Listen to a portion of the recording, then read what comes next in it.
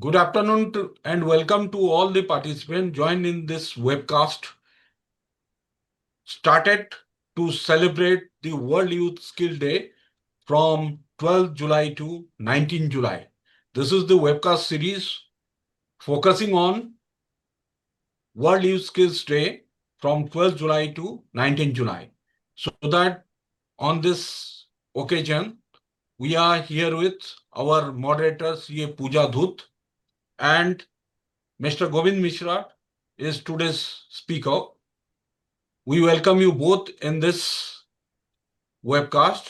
With this, I am handing over the session to Madam Pooja Dhut for further proceeding. Over to Madam Pooja Dhut. Thank you so much, Sambit sir. It's an honor to have this webinar onboarded. I, CA Pooja Dhoot, on behalf of Professional Skills Enrichment Committee ICAI, welcome all the participants in today's webcast. And the name of the webcast is Skills That Future Proof CAs. That is really an important webcast, and everyone must pay 100% attention towards it. It's aligning behavioral skills with evolving ICAI rules and market demands. Also, in the same sequel, I would like to welcome today's resource person, Mr. Govind Mishra, and Thank others, everyone present over here. We are glad to have you over here, sir. Govind Mishra, sir. Thank you, ma'am. I will take the honor to introduce Govind, sir, before handing over the session to him. Mr. Govind Mishra is a seasoned corporate trainer and learning and development specialist with over 15 years of experience in facilitating impactful training sessions for diverse industries. He's known for his engaging style, storytelling, and result-oriented approach. Govind sir have trained thousands of professionals ranging from entry level to leadership roles. He specializes in designing customized programs that enhance productivity, communication, leadership, and team synergy. Sir, we are glad to have you on board. And now, with all the honor, I hand over the session to you, sir. Thank you very much, Pooja ji, for such a warm welcome. And I'm honored that the way you spoke, I believe that lot many things I wanted to share, you have spoken in a subliminal way to my audience. So thank you very much for creating the platform for the session, madam. Thank you so much. So, ladies and gentlemen, good afternoon to each one of you, our fellow chartered accountants, aspiring professionals, and the future torch bearers of this noble profession. It's indeed an honor to be with you today. And we are heading towards the World Youth Skills Day, a day that celebrates not just ability, but adaptability, not just competence, but the conscious growth. And while the world speaks about youth in terms of age, I believe youth is more about mindset. It is about the curiosity that refuses to retire. It's about the courage to start again smarter. And today's session is not about passing on knowledge from a podium. It's a conversation, it's a mirror, and perhaps for some of us, ladies and gentlemen, it might be a wake-up call. Let me share something very personal before we begin. Like many of you, I also started with a head full of ambition and a heart full of doubt. Numbers came naturally, but people, perspectives, and positioning, that took conscious work. And somewhere along the way, I realized something very profound. And that is that technical brilliance will get you through the door. But it is your behavioral intelligence that determines whether you'll be invited to stay or lead. And as chartered accountants, we have mastered the what of financials, the what of tax laws, the what of audit procedures. But the real shift happens when we also master the how and the why. How we think, how we lead, and why we do what we do. The profession is evolving every second. And ICAI itself is no longer just producing accountants. Ladies and gentlemen, it's shaping strategic thinkers. It's shaping ethical leaders.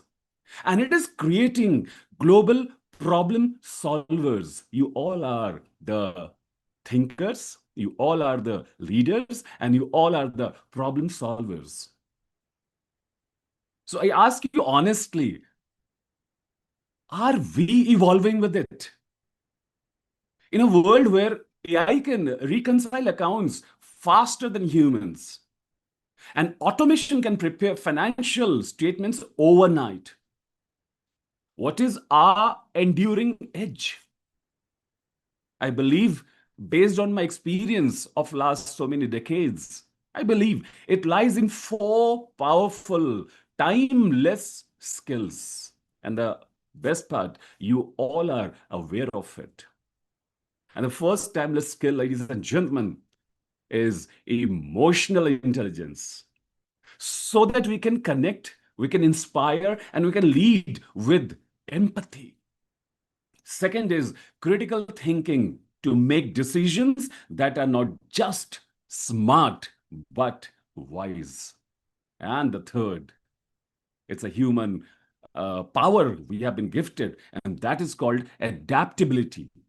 That is to stay relevant in a world where disruptions is the default feature.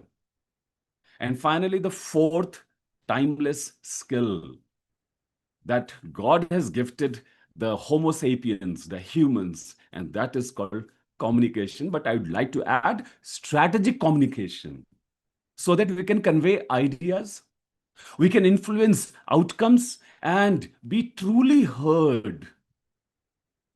And ladies and gentlemen, these are not soft skills. These are the survival skills. And these are the traits that will define whether we merely cope with change or drive it. So whether you are a student preparing for exams, or practicing CA, handling clients, or someone reinventing their career, the next 2 hours, ladies and gentlemen, the next 2 hours are an invitation to pause, reframe, and realign. This session is not just about professional development, rather, it's about personal evolution.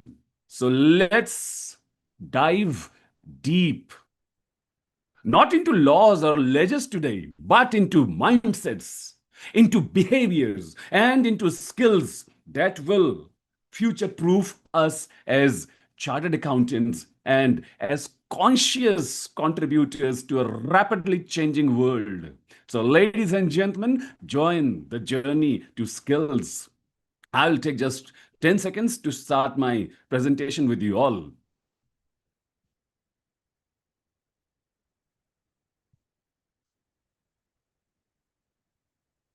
So the topic, wonderfully sought out, wonderfully created by our entire PSEC committee, the chairman, vice chairman, and all the officials who are behind the success of these programs. They created this topic, and it's a very mindful topic: skills that future-proof chartered accountants. And along with that, how can we align the behavioral skills with the ever evolving ICAI roles and the market demands? And you all are aware that every second, the macro environment in which we are a small part, we are a micro part, it is ever evolving. Something happens across the sea, something happens across the ocean, and something happens across the continents. And the impact of that we face, and this is called the ripple effect. Somebody throws a small pebble in the water, and the ripples, they start happening. And when they reach us, if we are well prepared, then only we can be future proof. Otherwise, we all know if we are not upgraded, we are not upskilled, then the macro environment is very brutal. It says, be obsolete. What happened to BlackBerry Mobile? What happened to Nokia Mobile? And many more examples we have. So today, let's be future proof. We'll be covering 4 areas today. The first is understand the key behavioral and cognitive skills for modern chartered accountants. Second, we'll learn how to align the personal development with ever evolving roles of the chartered accountants individually and role of the ICAI as a whole, along with all the stakeholders we are accountable to. Third, quite possible in the next 2 hours, we can learn at least something, a practical tool for the skills enhancement. Today, I'm not here to preach you, although it's a virtual world, but yes, knowledge has no boundaries. Knowledge is omnipresent. And that's why we all are connected through the vibes we are sharing. I might not be able to see you face to face, but yes, heart to heart, ladies and gentlemen, we all are connected. This is the way we can learn the practical ways and the tools to develop and upskill ourselves. And finally, the last part, if time allows, because I have a lot of content today to share with you. So definitely I'll try to share something through which we can create a personal action plan. Because what is the use of the content if we can't use it in a practical life? And let me rephrase my words. Definitely time will allow today. And this is what we call as the skills. We have been taught about audit, we have been taught about taxation, laws, financial management, strategic management, how to dissect the business environment, how to do the surgery of the economy. We have been taught to sort solutions to the dynamic problems.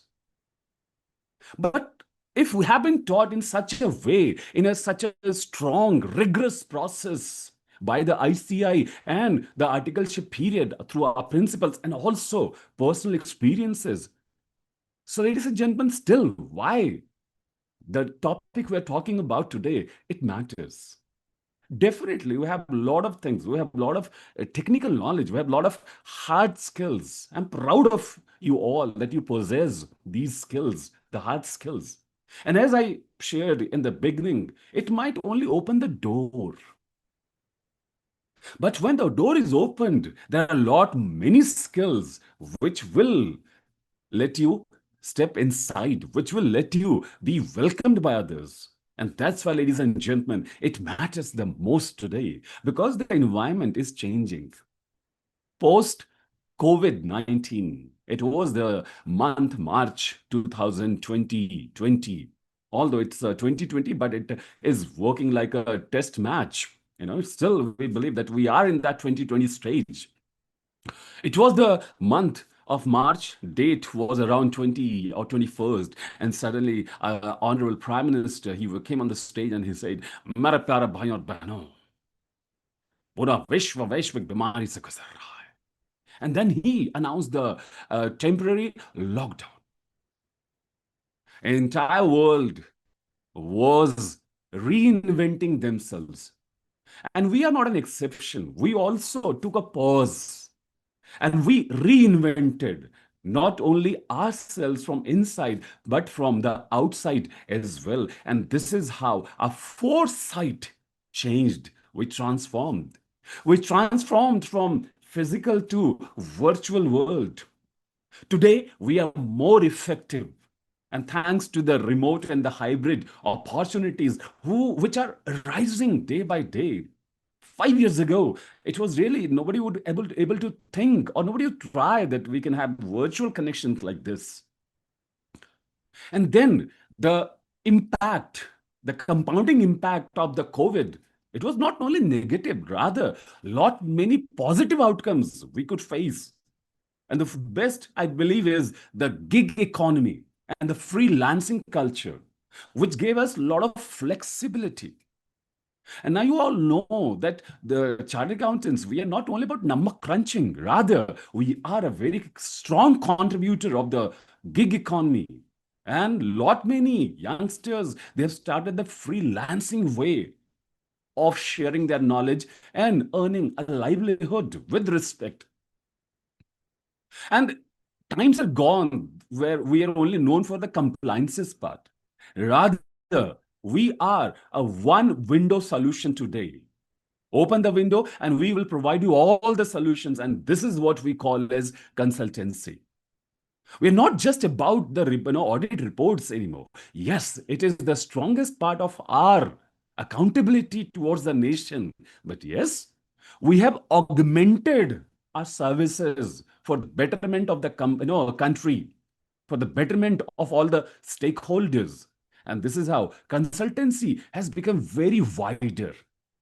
And the best part, ladies and gentlemen, it's not only inside the country, rather, we have become global today. The geography, the boundaries, they don't matter today. And this is how, when we started becoming global, lot many concepts we gained, lot many learnings we learned, and lot many unexplored arenas we entered. Right from when India was a part of 2016 Paris Convention, where our Prime Minister, Honorable Prime Minister, he announced the creation of International Solar Alliance.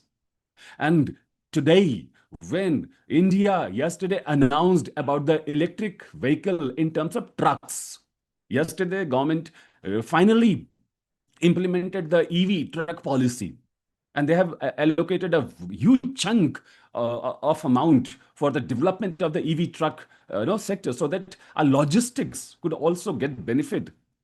India is planning to go zero carbon, zero carbon. And this is how, ladies and gentlemen, the ESG part, it is becoming very important for us. And along with all these, the data, obviously, it is the biggest resource today. The richest people are the one who have data today. The richest people are the one who have data today. Either you talk about Jeff Bezos or you talk about the Meta company. They have the data of the entire world, and data matters the most today. We need to understand the power of data today. And to understand that, we need some other skills also. And that's why, ladies and gentlemen, it matters today because there's a huge shift, the paradigm shift from report creator to strategic communicator. We are not just a person who will just speak for minutes in the AGMs. We are the people who has a responsibility, who are accountable, and through actions, we have become a great communicator with each and every part of the economy. These are the things for which, ladies and gentlemen, today's topic, and rather the entire skill development part, is very much important. Rather, I would say it is paramount to our success today, not only important. The profession, you all are aware, gone are those days where we just need to focus on one or two areas. The profession and the professionals both have evolved. The way the today's generation, the millennials and the generation Z and the youngsters, they are working. It is totally different. The agility they have, it's commendable. Hats off to them. But it doesn't mean that people from the older generation don't have that. Yes, you have. And that is how you are the torch bearer who has created the leaders for tomorrow.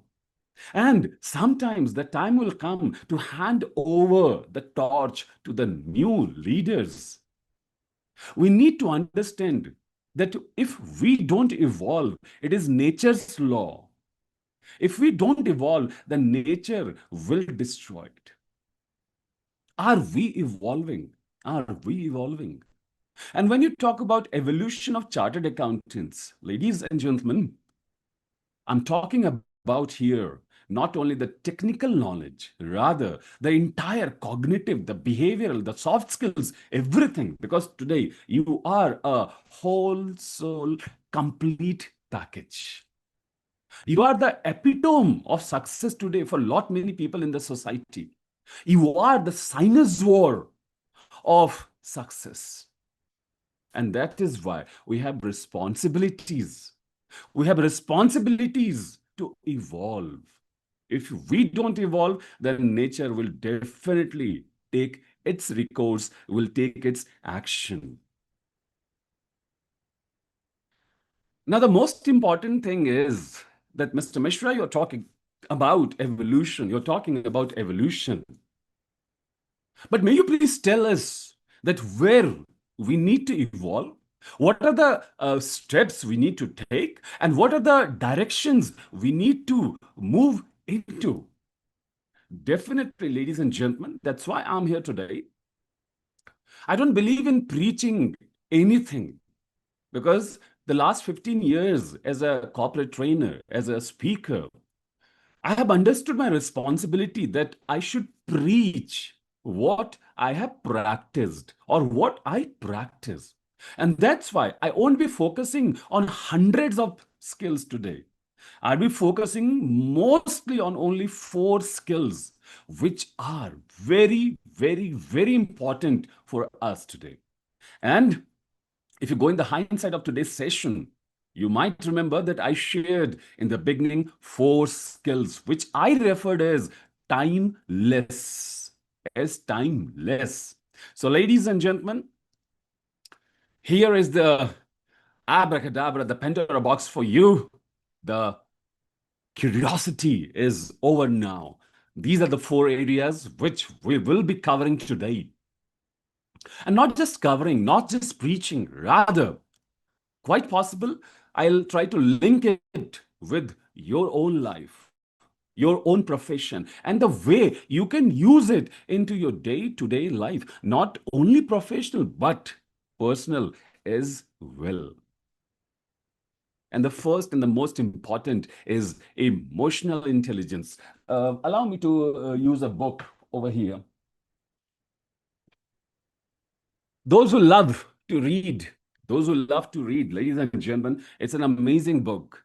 And the title of the book is Emotional Intelligence, Why It Can Matter More Than IQ. Allow me to read some excerpts out of this book. I have highlighted some part for you. Emotional self-awareness is the building block of the next fundamental of emotional intelligence, being able to shake off a bad mood. IQ and emotional intelligence are not opposing competencies, but rather separate ones. Men who are high in emotional intelligence are socially poised, outgoing, and cheerful, not prone to fearfulness or worried rumination. They are sympathetic and caring in their relationships. Their emotional life is rich but appropriate. They are comfortable with themselves, others, and the social universe. Emotionally intelligent women, by contrast, tend to be assertive and express their feelings directly and to feel positive about themselves. Life holds meaning for them. They are outgoing and gregarious and express their feelings. They adapt well to stress, easily reach out to new people, comfortable enough with themselves to be playful, spontaneous, and open to experiences. Ladies and gentlemen, it's an amazing book. It can give you insight about your own emotional intelligence. The author name is Daniel Goleman. He is an authority in the field of emotional intelligence. So the first and the most important skill is emotional intelligence. We are going to delve into it. When you talk about emotions, I must say that's a beautiful feeling. That's indeed a beautiful feeling because being a Homo sapien, we have evolved. It took millennia to grow from single organism to four-legged creature to two-legged walking Homo sapien human. And in the last 100 years, you could see the evolution along with the technological evolution in our life. Today, we're talking about artificial intelligence. Elon Musk has started his business of Neuralink, implanting the chips in the brain, and the first human trial is successful. We're talking a lot about technology. We're talking about all the things outside of us. They're very important. They are very important. We need to take help of them. But as it is said, God helps only those who helps themselves. And as Mahatma Gandhi told, if you want to bring change, then be the change. If you want to bring change, then be the change. We are left with 1 hour and 30 minutes now. 1 hour and 30 minutes, 90 minutes. And 90 minutes, I believe, is sufficient to start a revolution. 90 minutes is sufficient to start a revolution. And today we are not talking about revolting. Rather, we are talking about starting the revolution from inside. The content on your screen, it covers 4 areas of your life, 4 areas of my life. And that's why I'm talking to humans through the technology. Technology is a platform, but yes, we humans, we need to connect. And if you don't know about yourself, how can you connect with others? Imagine a professional, doing a business pitching. Very important client, is waiting for the funding, and they requested you to deliver the pitching. They have faith on your expertise. They have faith on your knowledge. You did all the number crunching. You brought all the legal requirements. You talked about everything inside of you. But the biggest problem of glossophobia, because the moment we stepped in front of the investors, we stepped on the dais. Something inside us told, man, you can't do that. You can't do that. Because it told some years ago, when you went on the stage, you created chaos. You are pathetic. And that is how, ladies and gentlemen, our peace was gone from inside. The past, it became very strong in our today. And it is rightly said, gate shoko na kartabhyo bhavishyam naiva chintayet vartamanin kalen vartayanti vichakshana. The past is gone. The future is uncertain. The only thing which you can control is today. But today, when we were on the stage, we got stuck in the kal, the past or the future. And this is how we couldn't share the story. We couldn't share because our own story of the past, it affected us.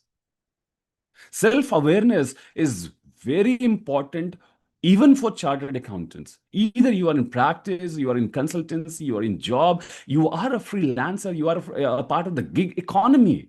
But first thing we should know about the self. Allow me to share one of my stories, ladies and gentlemen. During my school time, I was an outstanding student. I used to stand outside the class. My teachers, they used to say, get out of the class.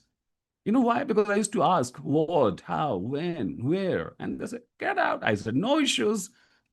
When I was standing outside the class, my best buddies were the garden, the peon. I learned gardening from my peon.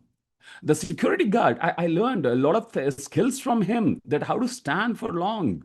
And that helped me when I joined National Cadet Corps, NCC. A canteen wala guy, he was a very good friend of ours.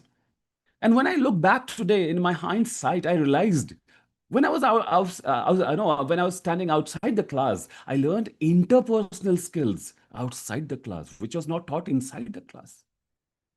But yes, before that, I realized, do I need it? Do I need it? And my self told, definitely, Govind, you need it. Because in future, if you want to do gargantuan task, you need a lot of people in your life. You need a lot of people in your life. A single person can't do gargantuan task. I said, done, man. Then in 10th, I scored 57%. My 10th was in 1996. And in my class 12th board, I scored 37%, 1998.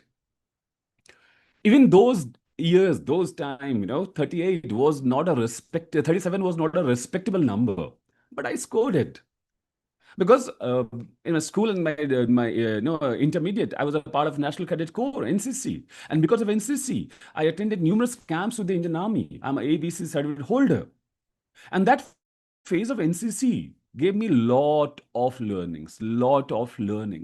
I remember my senior, they used to say, Govind, find yourself. And initially, I thought it's a very stupid question. Find yourself. I said, I'm here. No, that's it. Find yourself. Then only you can understand what's the purpose of your life. And today, I'm indebted to those people. My history teacher, he made me fall in love with history. My Hindi teacher, she actually gave me the keenness to learn my own mother tongue, Hindi. Because I realized if I don't know about my own things, how can I be confident? Today, when I look at my past, I realized that scoring 37%, that time, it would have been a weakness for me. But today, I'm proud of it because every day when I share my marks, lot many people, they connect with me. Lot many people, they connect with me. I have stories to connect. And seriously, ladies and gentlemen, I have made peace with my past. And that is how my past became my biggest teacher. I learned from my past. And it is only possible when you go deep inside you, when you go deep inside you. Because when you go deep inside you, you realize your beliefs, you understand your emotions, you understand your patterns of the behaviors. There was a time when I used to outburst a lot. I was a very short-tempered guy. I used to burst out like a cracker. You just showcase the fire, I'll be ignited. But later on, as I grew, as I evolved, I realized that my anger is my biggest tool. Why to waste with people who are not important in my life? And this is how my belief system, it started shifting to a more positive way. And because of the shifting of belief system, my behavior started transforming. Ladies and gentlemen, today, the purpose of my life, my mission is empower and transform people through knowledge. Empower and transform people through knowledge. And I remember once I read Vidya dadati vinayam, vinayam dadati patratam, patratam dadati dhanam, dhanam dadati dharmam. Knowledge leads you to humbleness. And those who have knowledge and both are humble, they are the right character. They have the right character. And people with right character are only authorized to have the real money, the dhan. And when you have dhan, use it for the dharma karya, not the religious one, but the righteous task. And to do this, you need to understand your relationship patterns. Your relationship patterns first with self. Are you aligned with yourself? Are you synced with yourself? How to do self-awareness? A very simple tool, a very simple tool. You can just start journaling every day. Every day, start journaling. And please don't grow up. Growing up is a very boring process. Start journaling every night when you go to sleep. Before that, on the journal, write down one thing which you have learned today. Write down one thing which you believe you made a mistake. Write down one name with whom you make friendship with, or you got to know, or write one important thing you gave into the relationship. And write down one thing what you did to improve yourself. Because when you start doing this thing, then you will shift to the next part, and that is called self management. Self management. Management is a beautiful concept. Because in management, you have to manage. You have to manage. And when you start managing it, you all know that as per economics, resources are very scarce, especially the time. And someone told, "Main samay hoon." When you start learning the skills of self management, the first and the foremost thing, ladies and gentlemen, is called calmness. In today's world of chaos, in today's world of chaos, silence is a luxury. Silence is a luxury. And this luxury, it belongs to only those people who know self management. They are not reactive people, rather, they respond, usually first with their smiles and second with their knowledge. And it is possible only when you become more calm, more calm. Education sometimes leads to chaos, but knowledge makes you a bit calmer. And when you are wise, you are silent. When you are wise, you are silent. So when you start evolving, don't focus on lot many big things in life, because being an auditor, your best quality is observation. And observation is done of minuscule things. In the world of physics today, we are talking about quantum physics, the science of small, the science of small. And in humans, ladies and gentlemen, the small area which usually we ignore is your breaths. Your breaths. If you want to stay calm, the first thing is start counting your breaths. Start counting your breaths. Start from diaphragmatic breathing. Start from diaphragmatic breathing. Take a deep breath inside. And like a balloon, when you put air inside, it will just a bit, expand. Let your belly, let your diaphragm expand. Keep it inside you. And then after 4 or 5 seconds, exhale it. Do this technique, do apply this technique, ladies and gentlemen. It's nature's law. Not sorry to say, it's not a technique. Rather, it is nature's law. And you all have read in audit, principles never change. So when you start doing the slow breathing, you'll realize, you'll realize that you're more relaxed. You are more relaxed. Today, it is chaos everywhere. So, because I have done this, and that's why, even in my training programs, even on online mode, I usually use the calm way of narrating the topic, because that is how my audience can connect with. If I'm running in a flow without pauses, I'm just running and running, my audience won't be able to grab the content. If you want that people should grab you, your knowledge, your skills, they could connect with you, then use the law of pauses, use the law of relaxation. Because when you start relaxing, your emotional healing, it will start. To use this, again, the self-awareness, the last thing I shared, use the journal. Start journaling, and every end of the week, the weekend, go through your journals and make a report out of it. And when you see the report, you'll be happy that you have done a lot of things, good things in the past 1 week. At least you have helped someone, or at least you got connected with some people in your life. And when you connect with people, your network is increasing. Imagine today, your network is my network. It is compounding. Whenever I meet people, the law of compounding increases my network. And you all are aware, the bigger network you have, the bigger net worth you will have.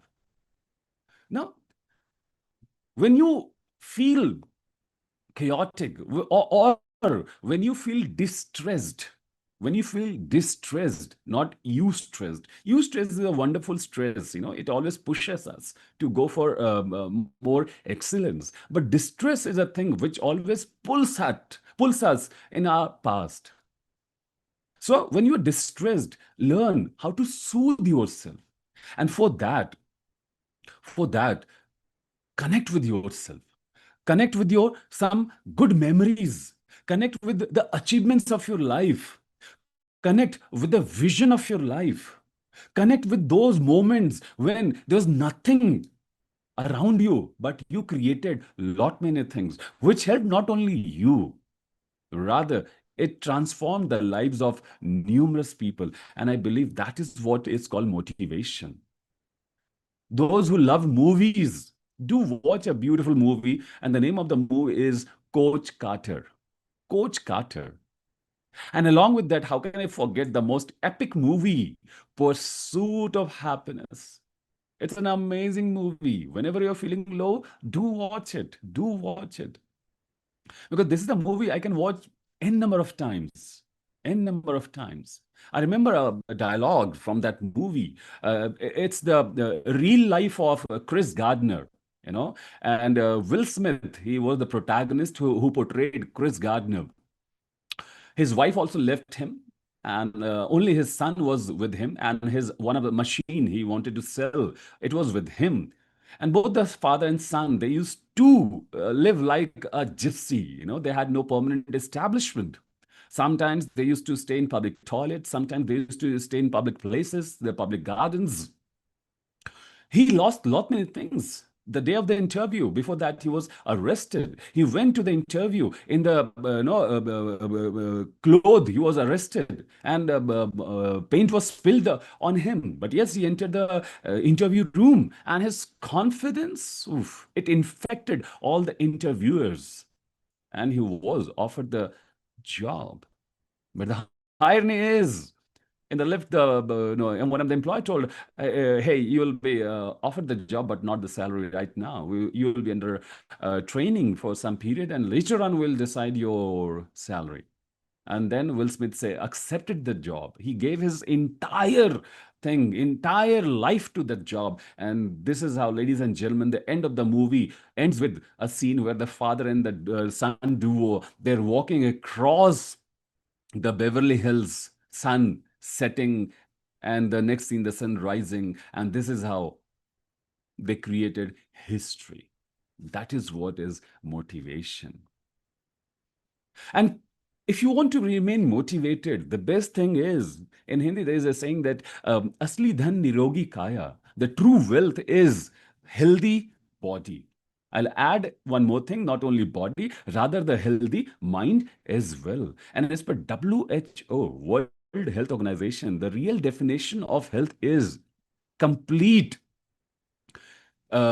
physical, mental, and social well-being, and not just the absence of any ailment or illness. Health, post-COVID, lot many things have changed. We need to take care of our health, because if you're not healthy, what is the purpose? What is the use of earning money? Because you'll be just spending that money to take care of the doctor's family. Please use that money for your own betterment, for the betterment of your family, for the betterment of your loved ones. They will be happy because of you. But yes, if you're not healthy, they won't be happy. And the best thing is nature law again. If you want to remain happy, eat right, and do exercise. At least start from today. Don't run for 200 kilometers today. You're not a person who's going for marathon right now. But yes, you can start by walking 100 meters today. Tomorrow, 150 meters. The next week, you can go for 500 meters. Thereafter, you can go for 1 kilometer. You all have studied and you all have read learning curve, experience curve. You have to start from zero. You have to start from zero. And that starting from zero is actually self-management. You people, you are the backbone of businesses. You all know people who start the businesses. Even you, when you started your practice, you started from zero. And you are aware, even if you fall down from 100, you have no fear because you know how to restart from zero. So when I was talking about business, I recalled a wonderful book which my audience might use. The book is written by Peter Thiel, and the name of the book is Zero to One. 0 to 1. Because when you talk about maintaining health, it only doesn't include physical, but the mental health as well. And if you want to increase your mental health, do meditation and do read good books, because what goes inside comes outside. These are the two micro things which you can control: self-awareness and self-management. Now comes the macro part. macro part, where we need some people as well. We need interpersonal. The first two are intrapersonal, the next two are interpersonal. And when you talk about the interpersonal part, the first is called social awareness. When you talk to people, you need to understand their non-verbal social signs. Even we are today connected through the virtual world. I am not able to see any faces today here, but still I am trying to maintain the non-verbal cues with my audience, because you all are watching me. What I'm saying, what I'm passing on to you, only my words can pass it on to you. I need to pass on with the non-verbal cues as well, which we have accepted since our long time of evolution. Along with that, we need to develop a very positive view of others. If somebody has earned money, respect that person. If somebody has done good for the society, respect that person. If somebody has brought a good family, respect that person. If somebody has devoted and invested time for their taking care of their kids, respect that person. Because these are the people who are building the future. Respect that person. Respect the person who are creating future. And to create the future, they have sacrificed lot many things. Respect them. And this is what I believe is called the basic human uh, emotional needs. Because when you start respecting the other person, I believe you can have a wonderful family life as well. In your personal life, if there's a person who has sacrificed something, respect that person. In your professional life, if you come across someone who has sacrificed something for the betterment of the large, respect that person and learn from them. Because this is what is called learning the games, understanding the game. And every game has rules, every game has boundaries. And the rule of the game, we need to play in a very, I believe, with integrity, with truthfulness. Because the integrity, the truthfulness is that part where obviously people are watching you, but at the first thing, in the self-awareness part, you are the one who watched it. And for me, integrity means anything I'm doing. If I could make eye contact with my mother and father, I believe it is integrity. It is ethical. That's it. For me, that is the definition. For you, it might be something else. And those who love reading books, again, I will recommend you one more book. And that is called The Human Values by Dr. A.N. Tripathi. Human Values by Dr. A.N. Tripathi. It's an amazing book. He wrote, we can thus put the different value dimensions of a good life into the following 7 categories: material values, societal values, psychological values, aesthetic values, ethical values, spiritual values, and human values. So do read it. It's an amazing book. And this is called Understanding the Games. Understanding the Games. And this will help you to learn and to practice personal integrity. Because when you are done with these 3 tripods, although there's a 4th one as well. So these 3 legs of emotional intelligence, it will help you to make the 4th leg more stronger. And that is called relationship management. Relationship management. I can guarantee you. Yes, I'm using the word guarantee. I can guarantee you. If your first, second, and third, the self-awareness, self-management, the social awareness is wonderful, then the relationship management would be amazingly full of tranquility. Because when you talk about relationship management, not only family-wise, rather, in your professional world as well, you should have at least one person with whom you can share everything, who will not judge you. And for that, we need the empathetic listening. Empathetic listening. Empathy means putting yourself in someone else's shoes. Although to speak, it's very easy, but to practice, it's very difficult. Only a person who has lost someone can empathize with the person who just lost someone. Who has everything, it will be very difficult to empathize. For a male, it is really difficult to empathize with a woman, what pain they are having or going through. We need to understand that empathy is difficult but not impossible. And if you want to empathize, listen to people, develop the art of listening. And I'm happy, I'm proud of my audience today that you all are doing the empathetic listening today. Your vibes are, connecting with me. And this is how you all helped me today to learn the skills for healthy assertiveness. Assertiveness means when you speak something, you share something, and you know it is right. You know it is correct. You know it is true. Then you take a stand. You take a stand with confidence. And this will help you to learn how to overcome the conflict in your lives. When you have knowledge and when you have listening skills and we have people management skills, you can easily overcome conflicts in life because conflict is done through humans. You're not going to have a conflict with artificial intelligence. The only resolution is shut down the system. But you cannot shut down a human. God has gifted the mouth. God has gifted the brain. It always works. But if you want to improve, be a great listener. Understand them. And all the skills today we are talking about, ladies and gentlemen, let's come down to the last part of the fourth leg, and that is called develop skills for support and affirmation of others. If you want to do gargantuan task, you need people. Alone, you might be thinking you're happy, but solace, definitely it will lead to the truth, the real vision of your life. But to reach that level, you need people in your life. You need people in your life.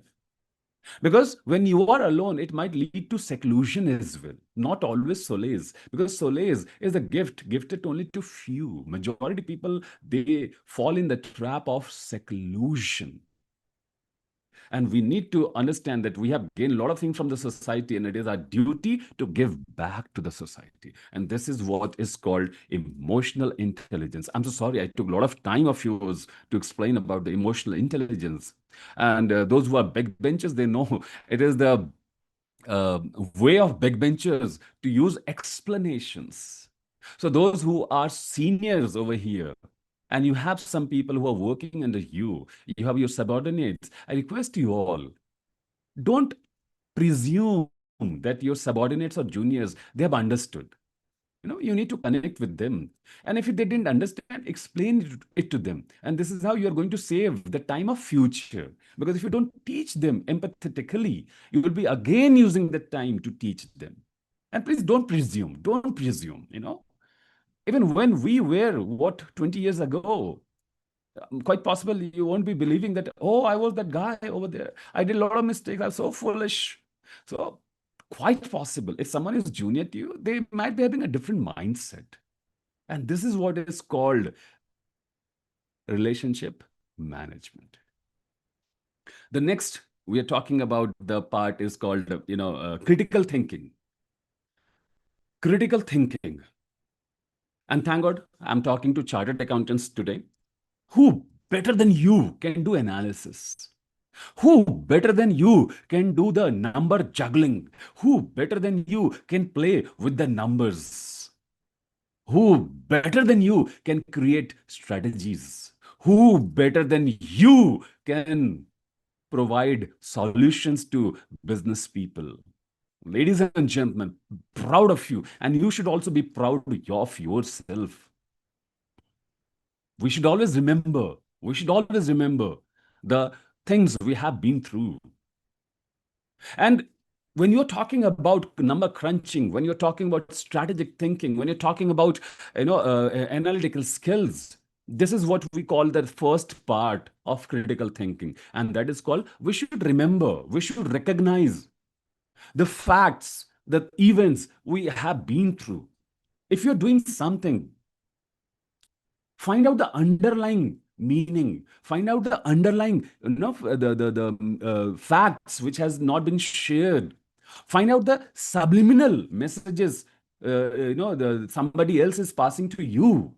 And this is how you can recognize the different aspects of the situation, of the problem, of the chaos. And when you have recognized it, definitely you can understand. You can understand, and to understand, we need to use again the first emotional part, wala, that is called empathy. We need to understand the empathy. We need to understand that what the facts mean. For example, the picture in front of you, it is just a line diagram of a human head, although there is no other organ visible on the head. But yes, inside the head, inside the skull, where usually the brain is present, you could see the mechanisms, or it is a kind of lever box. The way the lever box is working, your brain is working. I believe that is what is called critical thinking. And thank God, we all are humans. We all are different. And every person, everybody has individuality. And if everybody is individual and different, our thinking process is also different. One person thinks about the problem in a particular way, but the other person thinks about the problem in numerous way. One person could see only one color before the prism, and somebody else could see seven colors beyond the prism. And for that, we need to move from one side of the prism to the other side of the prism. And this is how you can understand the fact. Because if I'm standing on this side of the prism and I'm just passing a light, white light, I would be arguing that there's only one color, and that's called white. But if you are standing on the other side of the prism, you would be saying, no, not at all, Mr. Mishra. It's not white. Rather, it's Vivgyor, violet, indigo, blue, green, yellow, orange, red. And that Vivgyor, I believe, is called the critical thinking. And for that, we need to shift to the other side.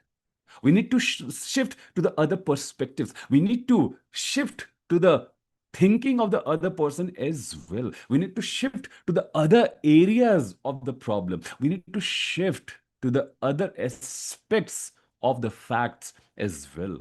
And this is how you all can understand. One thing I have learned from life through my programs, through my sessions, if you want to be more impactful, be a polymath. If you want to be more impactful, if you want to understand different aspects of the problem, different aspects of the situation, be polymath. And polymaths are the one who have knowledge of different areas, who have knowledge of different aspects. Just to quote one name, Leonardo da Vinci, he was a polymath. And second, Indian origin, the great Chanakya, he was a polymath. And it is said that the people who has been named in history, most of them were polymaths. Because the polymaths are the one who use the 360-degree analysis. If you are the one who knows the holistic analysis, you can easily understand all the aspects of the problem, all the aspects of the situation. Now comes the next part. Because in the first part, you recognized the problem, you recognized the facts, you recognized the situations. But the second part, you understood one step ahead of recognizing. You understood. And when you understand, again, put it in your sheets, put it in your sheets. And you can come across different solutions. And when you have a lot of solutions, the best part, you have to choose one solution. Just like when you use Google Map for navigation, Google Map gives you 2, 3 routes. And it is quite possible that sometimes what the Google Maps says is the shortest route. Quite possible it becomes the longest route because there might not be any route. And this is where the human intelligence is required. Because at the end, you are the one who will apply. You all know auditors are responsible at the end. If you're running the report, we are responsible. And that's why we need to apply the facts. We need to apply the rules, as the rules you all are aware of, the accounting standards, the auditing standards, everything we need to apply. And when you talk about application, SA 530, the sampling, It says that the evidence is the sample size should be large and heterogeneous. It should be large and heterogeneous, because if you're collecting it from homogeneous sources, the credibility of the evidence would be negligible. And when you collect it, then you realize that now what path I need to choose. And you need to apply it. What we gain from education, if you don't apply in our life, I believe we might not be having the knowledge. Because the real knowledge is application of the content we learned during education process. Those who applied it, they are knowledgeable. And seriously, life has taught me a very bitter truth. Knowledge is an orphan. Not everyone can adopt it. Not everyone can adopt it. Only those who apply it, who have the guts to bear the pain of the knowledge, who have the guts to play with the notoriousness of the knowledge. Only they are the one who can adopt the knowledge, because they are the real people who apply it on the ground level in their real life.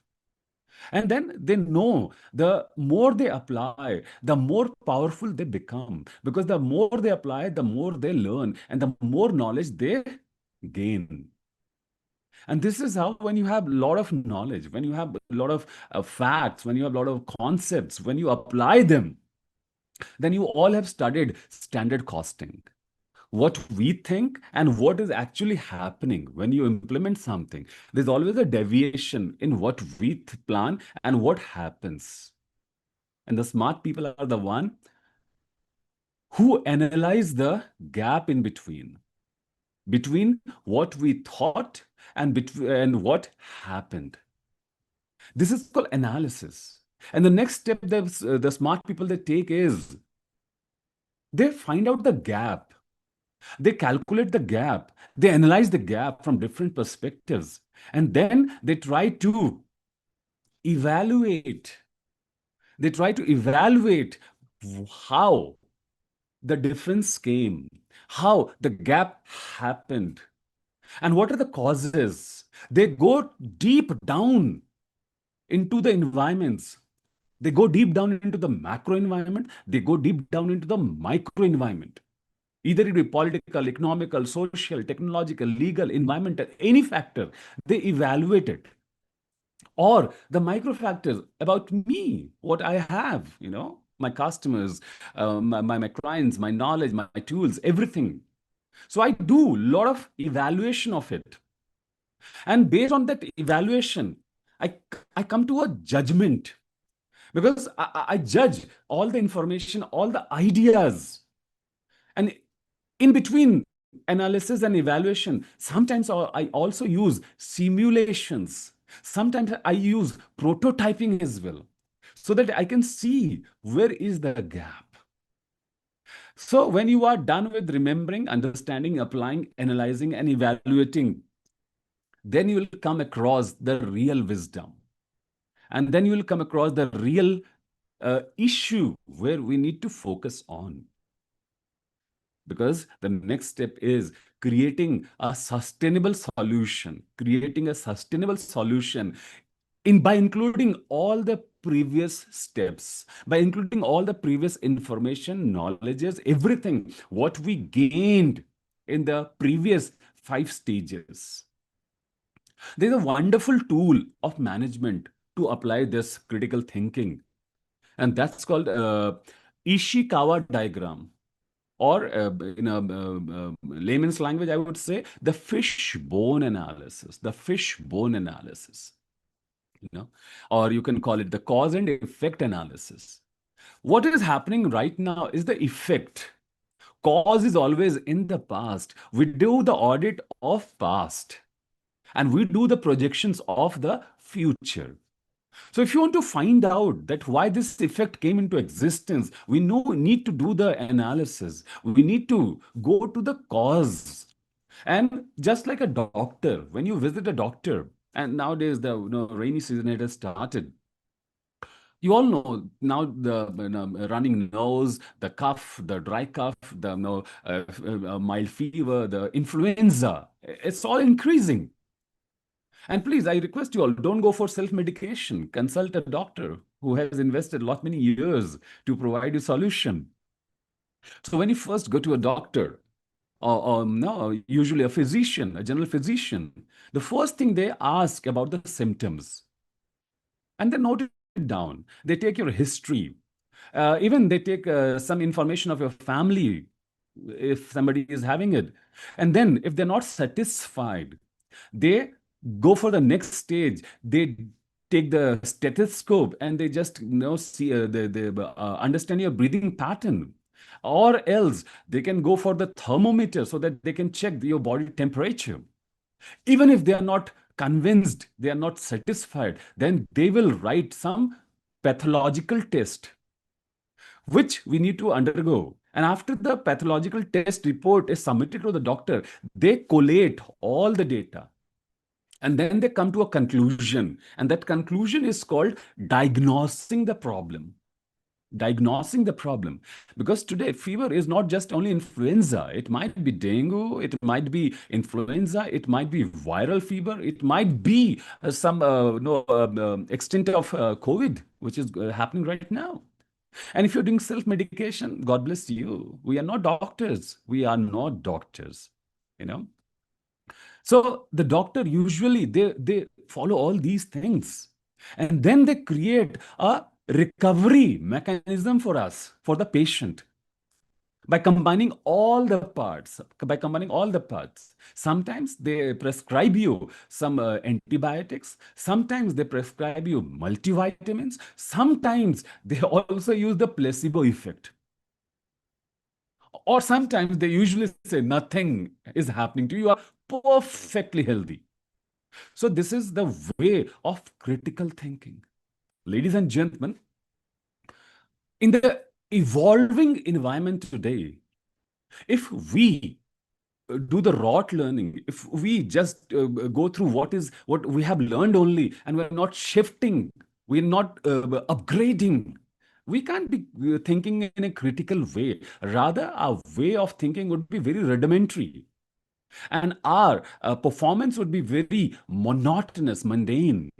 So if the process is rudimentary and if we are doing the mundane things only, then the result would be the same.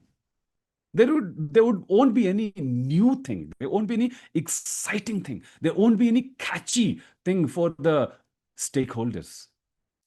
Just to take an example, uh, sometimes ago, if I'm wrong, please do correct me. Sometimes ago, some years ago, the government passed a bill by the name, I think, Energy Conservation Amendment Bill 2022.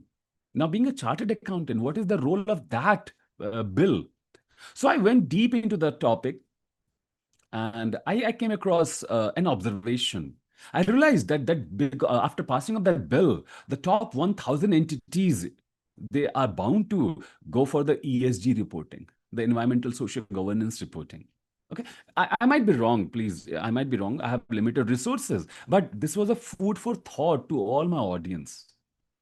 Whenever you come across something new, then do the dissection of the topic. Do the dissection of the problem. Do the dissection of the situation from a different perspective. And you all know, when you go for a microscopic view, the entire world is totally different. You know, what we see through bare eyes and what we see through microscope is totally different. We don't know that a small peel of onion has millions of cells inside it. We don't know a single strand of hair has huge cellular structure inside it. And this is what I believe is called critical thinking, going for the microscopic view of everything we are into. And this is how we all can safeguard us in the ever evolving environment. Because at the end, we are accountable. Because in the end, we are responsible. So we have shared two skills, two very important and timeless skills. The first is called emotional intelligence, and the second is called critical thinking. Now let's move on, not like the Gen Zs, but yes, let's move on to the next skill. And next, timeless skill. And when you talk about timeless, I must say, A mantram aksharam nasti, nasti mulam aushadham, a yogyah purusha nasti, yojakastatra dullabha. There is no word having no meaning. The smallest word of English language having only one syllable, and that's called I. The smallest word of English has the largest meaning. So there's no word having no meaning. There's no root having no medicines inside it. Every root, either it be carrot or radish or beetroot, sweet potato, every root has some medicines inside. So no word having no meaning, no root without no medicine, and the last, there is no human having no capability or no qualities. Everybody has something. I have something, you have something, and which makes us unique human. And we should respect the uniqueness of the other person. We should respect the uniqueness of the other person. What happens? Critical thinking doesn't mean imposing forcefully our observation, our thoughts, our perceptions on the other person. Because when we start imposing, then it is not critical thinking. Rather, it leads to chaos, and that chaos leads to conflicts. The motive of critical thinking is not to create conflicts, but to erase conflicts before it happens. And how is it possible? The one skill which I'm going to share, it will help you to be more agile. It will help you to adapt the ever evolving environment. It will help you adapt. It will help you to be sync with the ever evolving ICAI as well. And it will help to be gelled up with yourself. Ladies and gentlemen, the next skill is the adaptability and learning agility. The adaptability and the learning agility. So, in the first skill, we covered the self awareness part. And you could see when I said that these skills are timeless, definitely it is nature's law. Because all the skills, they have the common factor called self awareness. You know, because when you talk about these skills, the first thing is self. Yatha pindah tatha brahmandah. Yatha pindah tatha brahmandah. As you are, the same will be the universe. You know, बुरा जो देखन मैं चला बुरा न मिलिया कोई. So self-awareness, it helps us to extend the individual things we possess, the strengths we have, the weaknesses we have, and accordingly, the opportunities which is in the macro environment, we can grab it. But before that, we should also be aware, are we having any threats? Are we having any threats? And sometimes the individual is the biggest threat of the self. Because if you start undermining yourself, if you fall in the trap of negativity, you fall in the trap of social just acceptance. Just like people nowadays are having that they want a lot of likes on their social medias. You need social what do you say, validity. That's a trap. We don't need social validity for everything. I have a family. I know what they want. I don't need the social validation that what my sofa color should be, that what company laptop or television set I should buy. It depends on the resources I have. It depends on the responsibilities I have. So people are falling in the trap of, what do you call, hedonism also today. Those who love reading and those who want to be more self-aware, you should read a book. I have a lot of books to share, and the more I can share, I will be happy. But yes, it is up to you which book you love to read. So one book, it is again timeless. It was authored in the year 1935. It was authored in the year 1935. And the name of the book is Man the Unknown. Man the Unknown. The author name is Alexis Carrel. He's a Nobel Prize winner. And that time he wrote that book in a dystopian mindset. And the real life, you all know, it's not a utopia, you know. Utopia means a place or the future where everything is perfect. If everything is evolving, how can it be perfect? But yes, we are in a dystopia where there are chaos, where not everything is perfect. But yes, we can make things better. We can make the world better, but we can't make it perfect. We can make our office culture better. We can make our family culture better, not perfect. And this is called the mental agility. When you start looking at the problems with different ways, with unique ways, with solution oriented approach, you are actually using all your cognitive skills, and you'll increase your mental capabilities.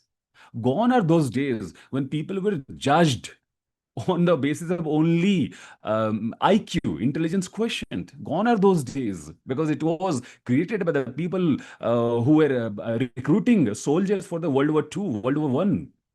Gone are those days. Today, all the recruiters are using different quotients: IQ, EQ, SQ. There are a lot many phases. And in psychology as well, because no, my wife is a psychologist. She does a DMIT test of the kids, which means the kids, they have 10 multiple intelligences. And if we have 10 intelligence, how can we restrict ourselves to only one thing? We need to understand that the 10 intelligence God who gifted us, some intelligence might be beyond expectation and some intelligence might be less than what we expect. But yes, God has gifted us 10 intelligence. If you're good in calculations, God has gifted you the mathematical intelligence. Your IQ is wonderful. But if you love humming, if you love singing, then your musical intelligence. If you're a sportsman, your kinesthetics intelligence. So this is a way of knowing your mental capabilities. And if you're aware of your mental capabilities, then only you can understand the different ways how to handle it, how to use it. I remember one incident of my life. In my class eighth, I used to shout, being a backbencher. So we were tabooed as the disturbing elements. But I'm honored and I'm happy that our late president, the great, iconic Dr. Abdul Kalam, he said that some great minds come from the backbencher. It doesn't mean I'm talking about my audience. So when I was in class 8, I used to shout a lot. For a lot many teachers, it was a problem. They thought that I'm creating disturbance. I'm disturbing others. I'm creating chaos. But my history teacher, who was the ANO of my NCC platoon, he saw one day me shouting aloud. He asked me, Govind, would you like to become the commander of the NCC platoon? I said, done, sir. I said, done, definitely, because I got recognition. That was the year 1994, and today is the year 2025. Time flies. Today, when I'm on the stage, I am not dependent on mics, because that experience of NCC and that the motivation my NCC teacher, my history teacher gave me, he just patted on my back and said, "Yes, Govind, your best strength is you shout." And this is how I became the commander of my platoon. I led my contingent in RDC, Republic Day Camp, at Delhi as well. So that particular experience of shouting, when my teacher analyzed in a different way, he didn't see the problem, rather he sought for the solutions. I'm happy. He saw me in a different way, and it gave me lot of confidence. When I commanded the NCC contingent, I learned about leadership. I learned about people management. I learned about time management. Lot many things I learned, and thank God that because of one person, my history teacher. Ladies and gentlemen, the example of my history teacher is the true resemblance of mental agility. Are you the one who see things differently? Are you the one who always tries to find out unique ways, even in chaos? Even in chaos. If yes, congratulations. You have a wonderful mental agility. You are very resilient. And when you have a wonderful self awareness quality of yourself, and when you have a wonderful mental agility, then you will be infecting people with your positive charm, will be bringing a lot of changes, positive changes in people's life, because you will be communicating with people. You'll be transferring the knowledge. You'll be transforming people through your wisdom. And this is called skilled communicator. This is called people agility. You can talk to different people. And the art of communication, I'm sorry to say, it is not taught in schools inside the class. Usually we learn it outside the class. For some people, the glossophobia becomes a disastrous thing. But those who could overcome the glossophobia, they would be having a wonderful life. It is said that the fear of stage is one of the topmost fears in top 10 fears of the world. And those who communicate with people, they know that God has gifted them opportunity to bring changes, positive changes in other people's life. Ladies and gentlemen, be a not impressive communicator, but be an impactful communicator. Don't leave impression on people's life, rather leave impact in people's life. And if you are leaving impact in people's life, let it be a positive impact and let it be a long-term impact. And this is called helping people. So, do you develop yourself in terms of the people skills? Do you develop your communication skills? Do you develop your vocabulary skills? Because every language, when they have synonyms, it means all the words might be having different meaning. Example, happiness. We have synonyms like tranquility, happiness, solace. Uh, but usually in our vocabulary, for every situation, we only use happiness. Tranquility means when you have achieved that stage, when you are beyond everything, you feel tranquilized without the tranquilizer. In spirituality, we call it the Sat Chit Anand. And it is possible when you connect with people. And when connecting people, don't be like Nokia, because its tagline was connecting people. It got disconnected. And this disconnection of Nokia led to the problem that they were not change agility. They were not using the agility of change management. They didn't. They were overconfident. They thought that they're the market rulers. Along with that, one of the most iconic phone, the BlackBerry, they didn't change because they're overconfident. And in financial world, the Lehman Brothers crisis 2008, they didn't change. They started business way back in 1860s. But 2008, that giant fell down. If you don't change, then somebody else will change you. And not every change is comfortable and not every change is good. Not at all. Not every change is good. If your school friend, they don't remember you, it is also a change. But yes, it's not a good change. But yes, do experiment. I love cooking by choice. And in cooking, I love experiments. I love experiments. Sometimes I cook good delicacy, and sometimes it is very difficult to eat that dish. But I'm happy. I do experiment. Because when after experimenting, I create a new delicacy. Oh, I can offer it to you all when you come to my place. I can be a great host for you all. And I would like to flaunt my culinary skills. And because of that experiment, imagine you would be having a wonderful gala time.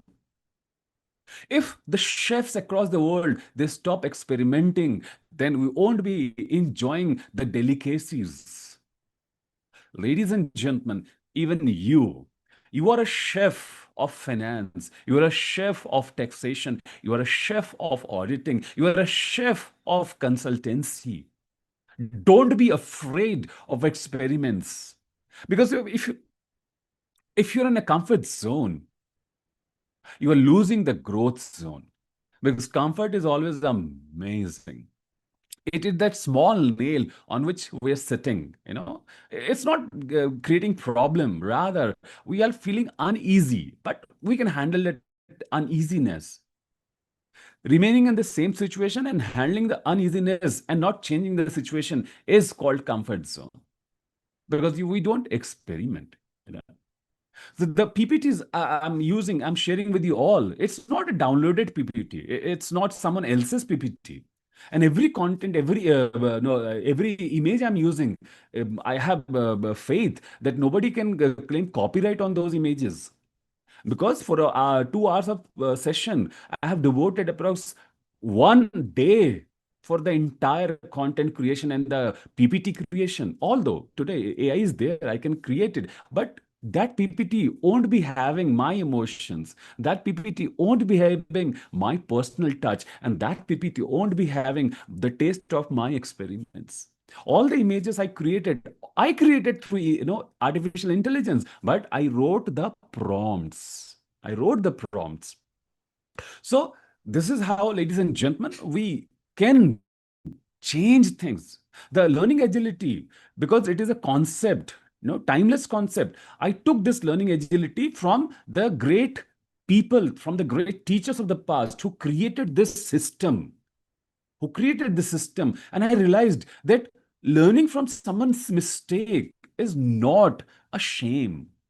It's not bad, because when we learn from someone's mistakes, we'll be saving our resources of time and money. But in between, we can add the flavor of our own experiments. Are you ready to add the flavor of your own experiments? Because now we have 30 minutes. And every 15, 30 minutes, I'm checking the time, because at the end, I have to deliver the result.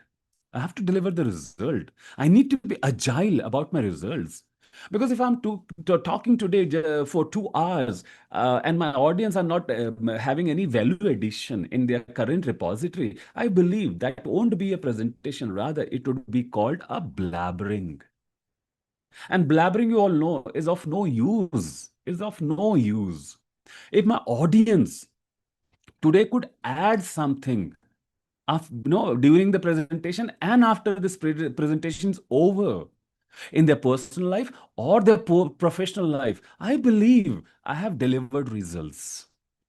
So it is always challenging. When I started the virtual mode of presentation, it was very challenging. But today, as McDonald says, I am loving it. I am loving it. There's no difference between my face-to-face delivery and my online delivery, because I know at the end the audience, they would be impacted in a positive way. The platform might change, but it is up to me how I use the change agility to create results agility. I try to be very agile, and this is how every situation is challenging. Every situation is challenging. And ladies and gentlemen, it's a human nature. If nothing is working, give that person challenges. Because humans, they will do anything to accept challenges and to fulfill the challenges. Someone told you can't do CA, and imagine today you are sitting over here. Someone told being a woman, CA is not your cup of tea, but imagine you are here today. And someone told that you are a senior citizen, you have lived your life, this juncture, you can't become a CA. We have example. Recently, a 72 years young person cleared the final exams. So these are called agility of results. And when you combine all these things, ladies and gentlemen, it is called the learning agility. And I'm happy my audience, through their process, rigorous process of curriculum, through their rigorous process of articleship, you all have developed some factors of the learning agility. But I request you all, please develop the rest factors which we were not able to develop, or we didn't focus, or we are not aware of. There's no harm in improving ourselves.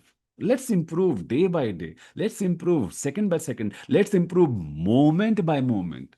Because in the future, you would be saying, we don't remember the days, we remember the moments. Let's create moments full of learning. Let's create moments full of fun. Let's create moments full of happiness. Because when you create these moments, you influence a lot of people through your strategic communication. Through your strategic communication. Ladies and gentlemen, we all are humans, and we all easily connect with stories. Do you remember your grandparents? When you were a kid, you used to lie down in the lap of your grandparents, and they used to just rub your forehead or your scalp. Oh, it was a wonderful moment. I believe this is what is called nostalgia. Today we are missing those moments. But while laying in the lap of grandparents, we used to communicate with them. And those grandparents, very, very wise people. They had a lot of experiences. They had a lot of flavors of life. And they never directed, or they never commanded us. Rather, they passed on their knowledge to us in the form of stories. And this is how I believe the people who are senior in our profession, they all are also doing the same. They are sharing their stories with the newcomers, and the newcomers are inspired. Because do you know, yes, yes, you. I'm talking to you, sir. I'm talking to you, ma'am. Do you know you are someone's inspiration? And do you know you are the benchmark of someone's success? And if you are someone's inspiration, if you are the benchmark of someone's success, you have responsibilities as well. And that responsibility is you should connect with people with lot of stories. And I believe as a layman, I would say the stories, if people can connect with you all, it is called strategic communication. Because when you talk to people, keep in mind they are humans. They have emotions. Sometimes they're sad. Sometimes they're angry. Sometimes they're, hungry. Sometimes they are happy. Sometimes they face some situations in their life. Because of that, their expressions changed. The day of result, some shouted with laughter, some shouted with happiness, and some didn't say anything. That is called the emotional connect.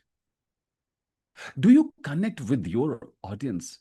And before that, I would like to ask my audience, am I able to connect with you all?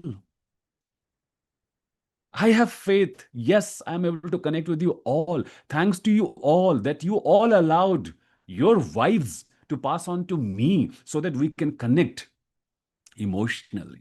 Because when you are connected, then only you can create a structure. And when there's a structure, then only the right information can flow. It is just like a river. If a river is flowing haywards or haphazardly, it will create chaos, flood. But if a river has a structure, then it can build cultures. Just like the culture we belong to, the Indus civilization, you know.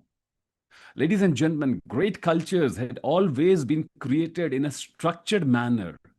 And whenever that culture became haphazard, chaos started, and that culture is in history pages today.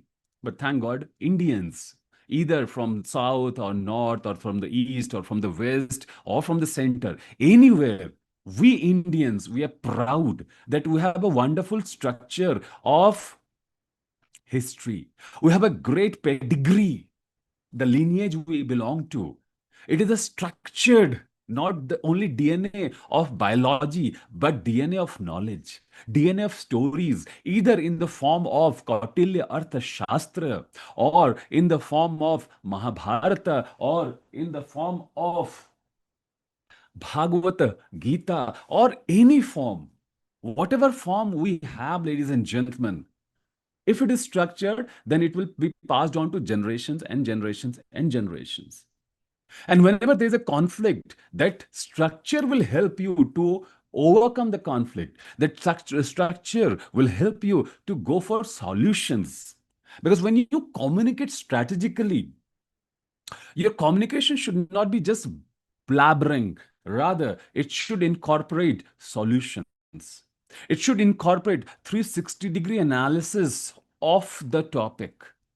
It should include a holistic overview of the topic. It should provide minute details, and you should provide bird's eye view as well.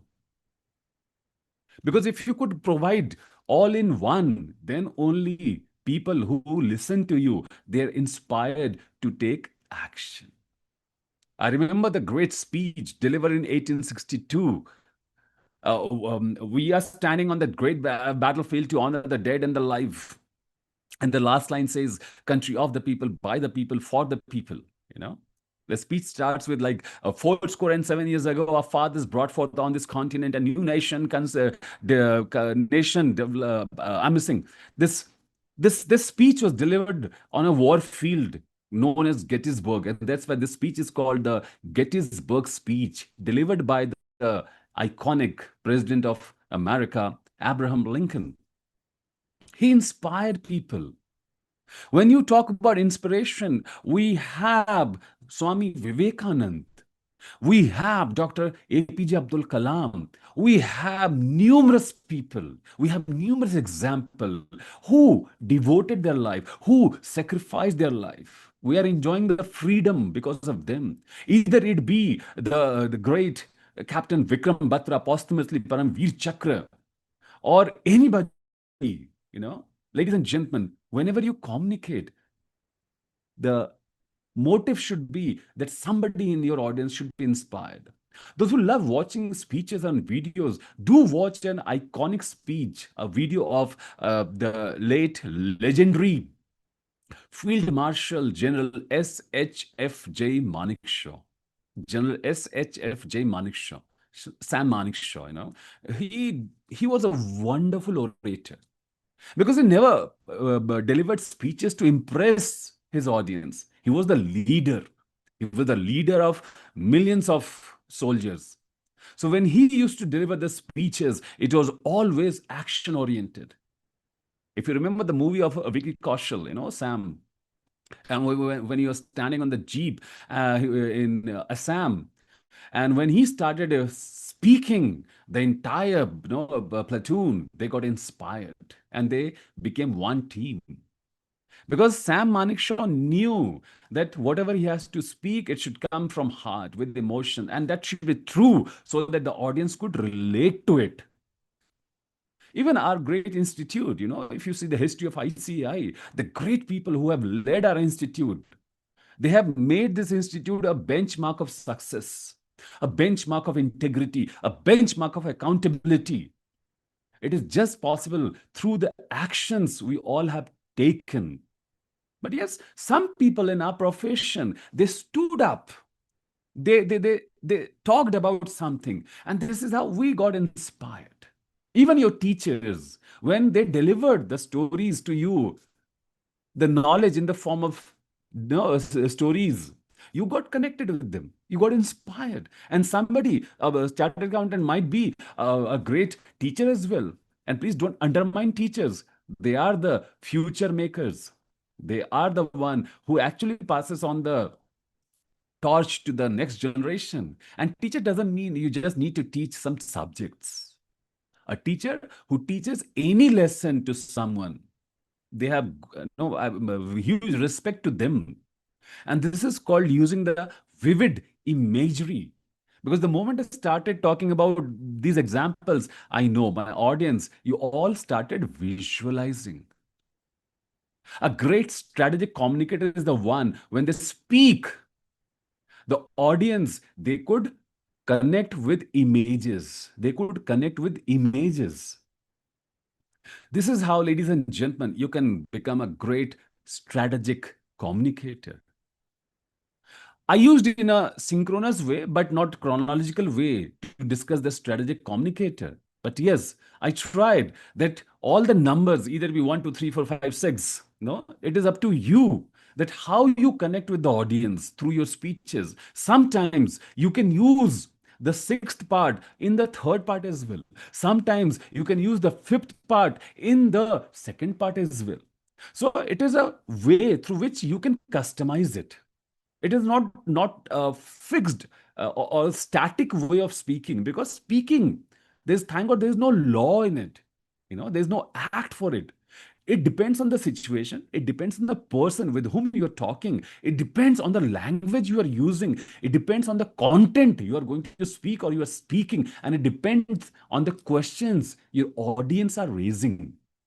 So this is how, when you follow these 6 things, you can become a great strategic communicator. And ladies and gentlemen, this is how we are done with the fourth skill, timeless skill. Now comes the part for take action.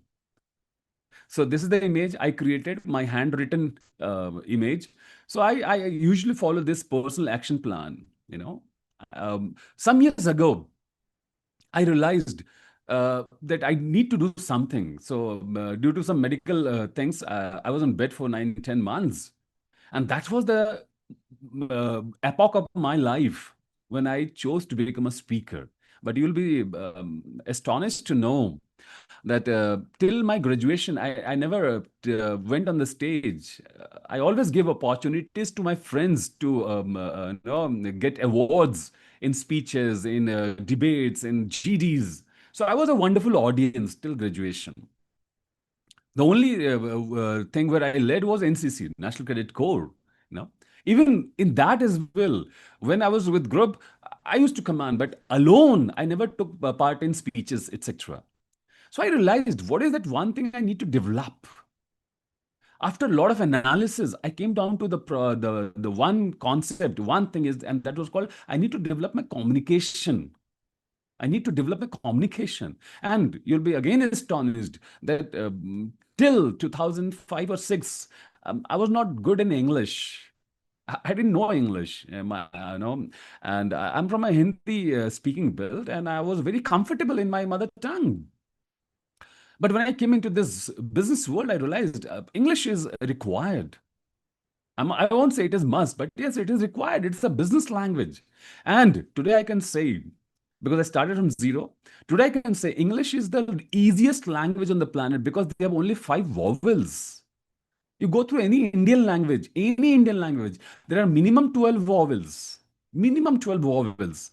And thank God, we are from India. We speak minimum 3 languages. Be proud of that fact. We speak minimum 3 languages. First, our mother tongue, and the second, obviously, English, and the third is up to you.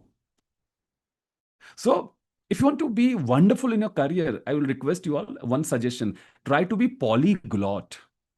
Try to be polyglot, multilingual. So I realized I need to develop my communication. And when you talk about communication, most important thing is language.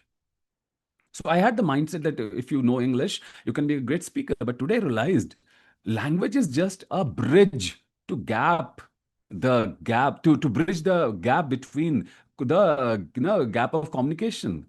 If there's a gap in communication, language works as a bridge, not as a status. So skill I will develop. I wrote some years ago. Why it matters? I thought that I have to do only this thing. It matters a lot for me because it will give me financial freedom and it will give me a lot of recognition in my life. And stage has given me everything. Seriously, it has given me everything. When I look at it in my hindsight, 15 years ago and today, many things have changed. And thanks to that one decision I took of developing communication skills. Now, the next thing, micro action, I will take this week. Micro action, micro action. Simply, one micro action I started taking was every week I used to add one new word in my vocabulary. Not every day, rather every week. And this is how, in a span of 52 weeks, 1 year, I added 52 new words in my vocabulary. For me, it was very practical and easy. I'm not that effective person who can add 5 words every day. I tried, but it was not possible for me. But yes, one word per week, it was possible for me. At least I added 52 new words every year. This is a micro action I took. And finally, the resources. The resources to use. Now, let me tell you why I'm sharing movies, why I'm sharing about books, because these are the resources you need to need to use to develop the timeless skills I share today. Because the books, those people who have written, they have been through that experience, those experiences. They have the expertise of that field. It's better to use it. If I want to learn about taxation, I will connect with you all. You are the master of taxation. You are the master of audit. You know. But if I need to learn about music, there might be someone in my audience who might be great in music. But I need to connect with the people who have studied music, who have devoted their life to music. And there's no harm in accepting that we lack something. You all read about critical thinking. The first thing is, you have to understand, you have to remember what we have, what we don't have. So resources, what you can use. Start making this simple personal action plan. And I can guarantee, ladies and gentlemen, again, I'm using the word guarantee. In today's world, nobody uses the word guarantee. So I can guarantee you, in a span of 1 year, you can add a lot of values into your life. Not only in professional life, but in personal life as well. And the beauty of these skills, which I share today, the beauty of these skills, that when you are happy in your personal life, you will be very successful in your professional life as well. That is the beauty, that these skills, they work like a bridge between our personal life and professional life. And the best part, when you have done these things, when you have experienced these things, when you have practiced these things, when you applied these knowledge in your life, now you are a torchbearer for the next generation. Now you possess those knowledge, you possess those skills. Now it is your duty to pass on to the next generation, because the skills of the future, they are changing. And it's not about only technology. The future skills, you all are aware now that things are changing. The future skills is not only technology, rather, it is about becoming more emotional. It is about becoming more ethical. It is becoming about becoming more strategic. And finally, it is about becoming more and more human. Because unknowingly, we are getting dependent on technology, artificial intelligence, and we are kind of losing the human part of our life. We need to be more human, and when we are more human, we can become more humane. So, ladies and gentlemen, I believe that you all might be aware of the ICAI on 1st of January 2024, when they published that we want your suggestions, we want your insights on the ICAI Vision 2049. So they came with this action plan. So the ICAI is working on the Vision 2049. This is the role ICAI is evolving. This is the role ICAI is going to play in your growth path, in the nation's growth, in the economy's growth. So I'll read, envisioning a future aligned with India's mission to achieve holistic growth, economic resilience, and societal well-being by 2047.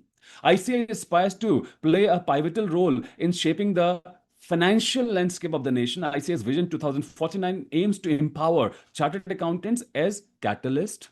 Catalyst means those who can speed in the process and tighten the bond for economic progress, fostering a dynamic environment that seamlessly integrates with India's overreaching objectives through a commitment to excellence, independence, and integrity. ICAI endeavors to contribute significantly to India's transformative journey, ensuring financial integrity and sustainable development for generations to come. Going concern concept. This is the vision of ICI for 2049. Are we synced with it? Are we aligned with it? If yes, wonderful. If we can improve more. If no, then today is the day we need to take charge so that we can become futuristic. Some initiatives by ICI, I believe you all are aware that ICI is a partner in nation building. And under ICI, we have the PSEC, Professional Skills Enrichment Committee, headed by our esteemed chairman and vice chairman, and guided by and taken care by all the office bearers of ICI under the guidance of our esteemed president and vice president. But yes, the motive of ICI is in sync with the nation's building. On the right side, you could see three programs which has been announced. And one program is currently going on, the certification program on skill development. And along with that, you all are aware about the yoga, ICI is webcasting it. So this is the way ICI is taking care of you all. They are day and night, they're working for the betterment of the profession. Even ICI, if you go to through the PSEC avenue, you could see that lot many books ICI has published, and you can download it. And these are not about tax or audit or laws. Rather, these are about the skills we talked about today. So you all can be future-ready chartered accountants. Imagine what an amazing catalog they have. How many of you are aware of this? If no, then please be self-aware first. Because these are the topics ICI has worked upon intensively. Use it. You all can be future ready. Ladies and gentlemen, I am ready now. What about you? I am ready now. What about you? Are you ready? Are you ready? If yes, good. Increase your stamina, increase your momentum. If you're not ready, then start working from day to day. Start working from day to day, because the biggest weakness, like I have, and there might be people, is procrastination. And it is rightly said, procrastination is the thief of time. And the last book I would recommend is Eat That Frog. Eat That Frog. So the world is actually running. It is not a marathon. Rather, it is a sprint race towards automation.